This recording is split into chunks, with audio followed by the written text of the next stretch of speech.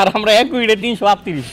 মানে এরকম দিন আসলেই তো স্বপ্ন দেখি। তো সবকিছু মিলে মনে হয় যে বাংলাদেশ এবার ভালোভাবেই ঘুরে দাঁড়াইছে, 600 রান করবে। আমরা মাঠে আসি তাদেরকে সাপোর্ট দেওয়ার জন্য, তাদের নিয়ে বাজে কমেন্টস করি, খারাপ, এটা কখনোই গ্রহণযোগ্য না।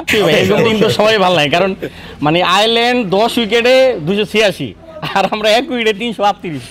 মানে এরকম দিন আসলেই তো স্বপ্ন দেখি। তবে দিনটা আসলে অসাধারণ। তারপরও চাইবো যে মনে হচ্ছে জয় 200 রানটা যদি হয় আরও ভালো হবে।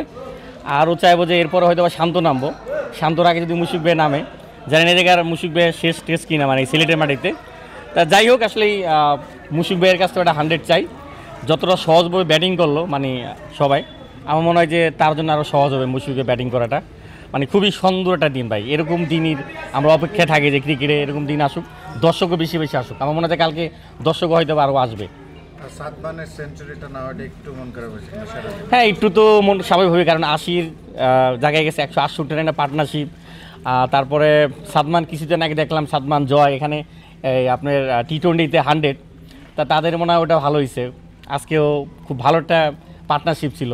সব কিছু মিলে এরকম দিনের আশা করি ক্রিকেটে, যেন বড় বড় টিমের সাথেও আমার ভাইরা যেন এরকম স্কোর করতে পারে।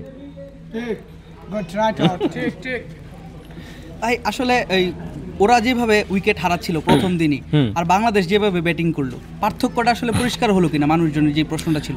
অবশ্যই, কারণ আয়ারল্যান্ড আমরা টেস্ট বেশি খেলে, আয়ারল্যান্ড একটু কম খেলে। তা সেদিক দিয়ে বাংলাদেশের আয়ারল্যান্ড একটা পার্থক্য, যে সেটি আসলে বাংলাদেশ ব্যাটিং করে দেখাই দিল যে কতটা পার্থক্য।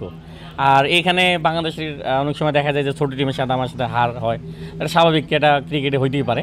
তো সব কিছু মিলে মনে হয় যে বাংলাদেশ এবার ভালোভাবেই ঘুরে দাঁড়াইছে এবং খুব মানে 600 রান করবে আশাবাদী। আয়ারল্যান্ড সেকেন্ড ইনিংসে মনে হয় ইনিংস পরাজয় হবে, সেটাই আমাদের আশাবাদী। আজকে দেখলাম যে জাকির আলী যখন মাঠের গ্যালারির পাশ দিয়ে যাচ্ছিল, বেশ একটা দুয়ো ধ্বনি সবাই দিচ্ছিল। এটা আসলে সমর্থকদের জন্য আসলে লজ্জার কিনা? এটা অবশ্যই, কারণ আমরা মাঠে আসি তাদেরকে সাপোর্ট দেওয়ার জন্য। তো সাপোর্ট না দিয়ে যদি উল্টা যদি তাদের নিয়ে বাজে কমেন্টস করি, সেটা আসলে কখনোই খারাপ, এটা কখনোই গ্রহণযোগ্য না।